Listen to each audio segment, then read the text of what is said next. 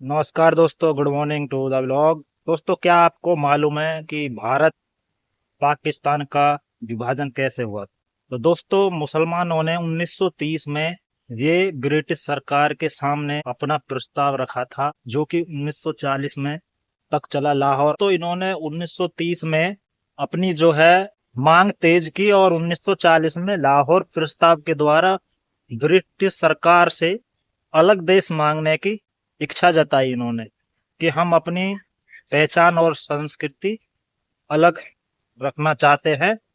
तो इन 1947 में इन्होंने देश को आजाद होने के बाद तो ब्रिटिश सरकार ने दो देश विभाजन कर दिए थे, भारत और पाकिस्तान। और विभाजन के कुछ मुख्य कारण थे, जो कि इन्हों का कहना था कि मैं हम अपनी पहचान और संस्कृति रखते हैं। ठीक है, इसमें हिंदू मुस्लिम तनाव को बढ़ते हुए इन्होंने अपनी जो है अलग मांग कर दी थी।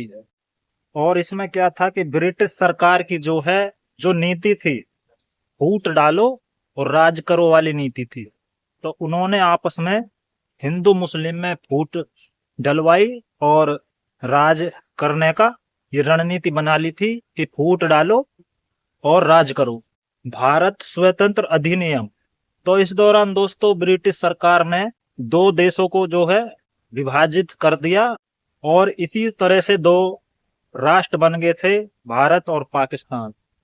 तो जब दोस्तों भारत पाकिस्तान बन गया और इन्होंने अलग अपने देश की मांग कर ली थी कि हम अपनी संस्कृति रखते हैं, तो पीछे को रखने का मैटर क्या था? ये पीछे को इनको नहीं रखना था, जो कि बहुत ज्यादा गलत हुआ था। जब घर में भाई भाई का बंटवारा होता है तो सब दीवार बीच में खिंच जाती है और अलग अलग बासन भांडे हो जाते हैं। तो ऐसा ही होना था और ऐसा हुआ नहीं। आधे मुसलमान उधर चले गए, देश का टुकड़े भी हो गए और कुछ नहीं हुआ।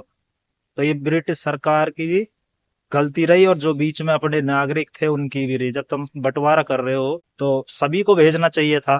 और जा तो अब भी सकते हैं, क्योंकि बंटवारा हुआ है, कोई दिक्कत नहीं है।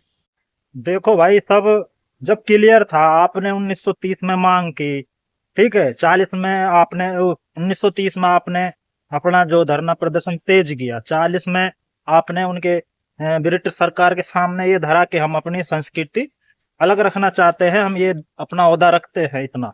तब फिर 47 में आके देश आजाद हो गया। आजाद होने में इनका साथ था।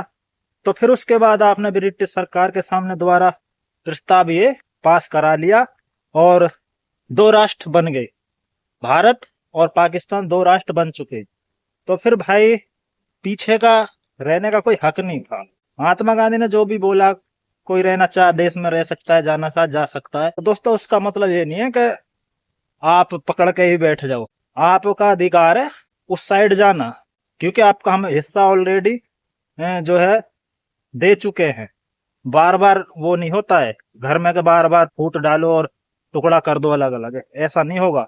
अब बस यही काम होगा, करो या मरो वाली स्थिति। काट मार होगी, जो काट मार चाहता है वो रह सकता है और जो नहीं चाहता वो जा सकता है। उसके लिए भारत सरकार बात करेगी और कई बार योगी जी ने भी अपने भाषण में बोल दिया है, हम वीजा भी मुहैया करा देंगे। ठीक है, तो वीडियो को शेयर करें। थैंक यू, धन्यवाद, राम राम।